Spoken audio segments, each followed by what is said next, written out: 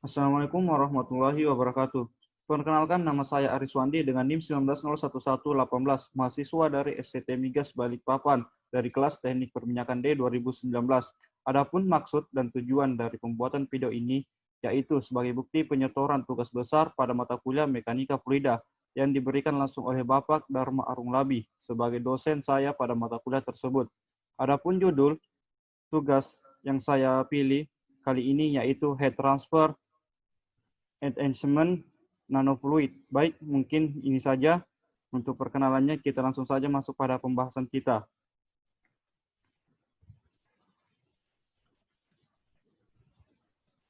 Nah, pada slide ini atau tampilan awal ini menunjukkan menu-menu atau subbab akan kita bahas. Yang pertama ada perkenalan, ada persiapan cairan nano, konduktivitas termal cairan nano, pengukuran konduktivitas termal fluida nanofluid, analisa perpindahan panas yang ditingkatkan.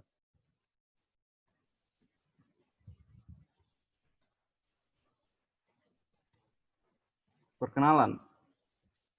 Konduktivitas termal dari proses fluida menghalangi kecepatan tinggi dan efektivitas penukaran panas. Meskipun berbagai teknik diterapkan untuk meningkatkan perpindahan panas, peningkatan sifat termal transmisi energi cair dapat menjadi trik untuk menambah perpindahan panas. Cara inovatif untuk meningkatkan konduktivitas termal cair adalah dengan menangguhkan partikel-partikel kecil di cairan. Berbagai jenis bubuk seperti partikel logam, non-logam, dan polimer dapat ditambahkan ke dalam cairan untuk membentuk bubur. Konduktivitas termal cair dengan partikel tersuspensi diharapkan lebih tinggi daripada cairan biasa. Penerapan nanopartikel memberikan cara yang efektif untuk meningkatkan karakteristik perpindahan panas cair. Partikel yang berdiameter berbeda dengan padat konvensional ditambah dengan partikel berukuran mikron.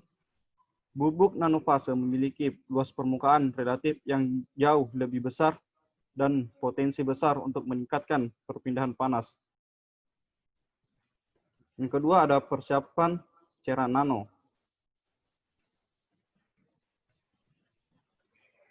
Persiapan cairan nano adalah langkah kunci pertama dalam menerapkan partikel fase nano untuk mengubah kinerja perpindahan panas cair konvensional. Nanofluid tidak hanya mengacu pada cairan padat. Beberapa persyaratan khusus diperlukan seperti suspensi genap, suspensi stabil, suspensi tahan lama, aglomerasi partikel yang rendah, tidak ada perubahan kimia cair.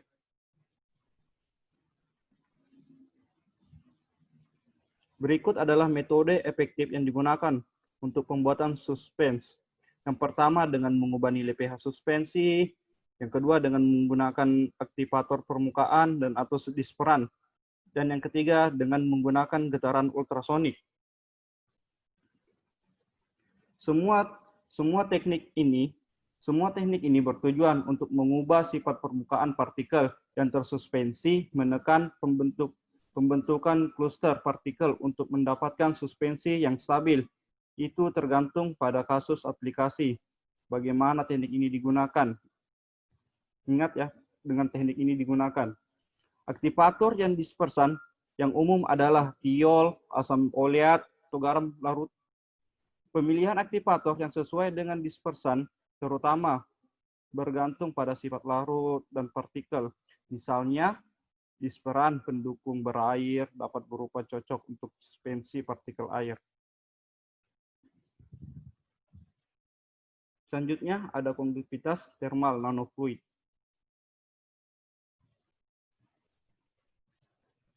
Nanofluid menunjukkan karakteristik perpindahan panas yang superior dibandingkan cairan transfer panas konvensional. Salah satu alasannya adalah bahwa partikel tersuspensi sangat meningkatkan konduktivitas termal cairan nano. Konduktivitas termal dari nanofluid sangat bergantung pada fraksi volume partikel nano. Sejauh ini merupakan salah satu yang belum terpecahkan untuk mengembangkan teori yang canggih untuk memprediksi konduktivitas termal cair nano. Meskipun terdapat beberapa korelasi semi empiris untuk menghitung konduktivitas semu campuran dua fase ini.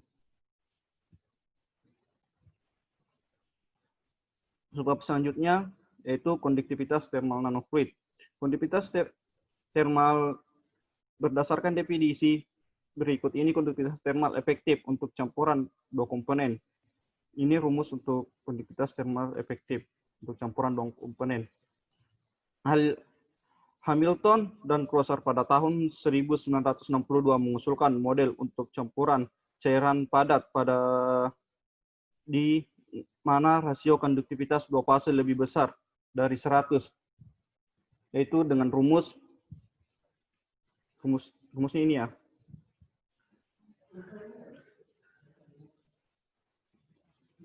Di mana Kp adalah konduktivitas termal yang terputus-putus fase partikel, Kf adalah konduktivitas termal dari fluid, sedangkan alfa adalah fraksi volume partikel, dan N adalah bentuk empiris. Selanjutnya ada pengukuran konduktivitas termal nanofluid.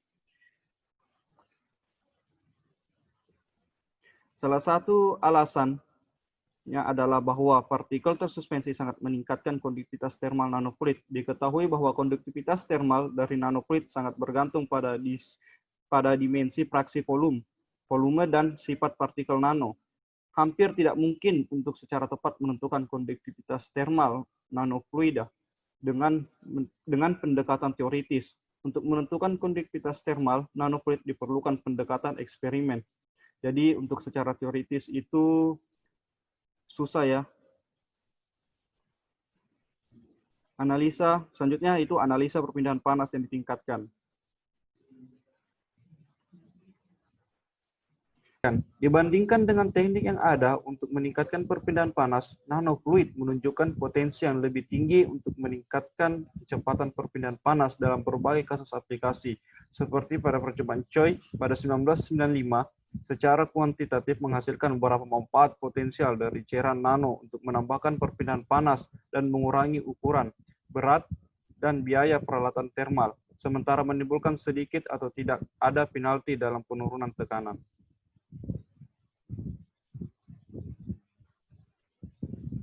Ada dua pendekatan untuk menyelidiki perpindahan panas yang ditingkatkan dari suspensi 2 fase 1 dan 1 fase 1, yaitu yang pertama memberikan kemungkinan untuk memahami fungsi fase fluida dan partikel padat dalam proses perpindahan panas. Yang kedua, mengasumsikan bahwa fase fluida dan partikel berada dalam keadaan kesetimbangan termal dan keduanya bergerak pada kecepatan yang sama.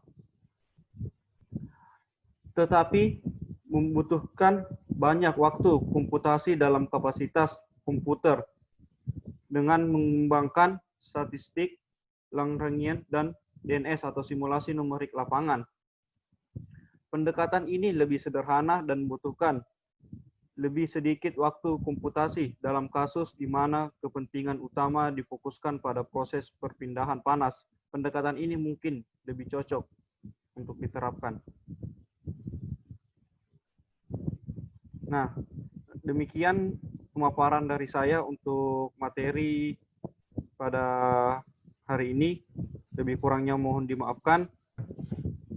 Terima kasih telah menyaksikan pemaparan dari saya. Lebih kurangnya mohon maaf.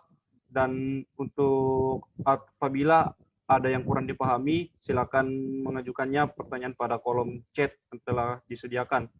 Dan untuk lebih jelasnya lagi mungkin bisa dengan mengontak saya dengan email yang telah saya berikan di kolom deskripsi atau pada video yang Anda saksikan pada kolom kiri sebelah bawah.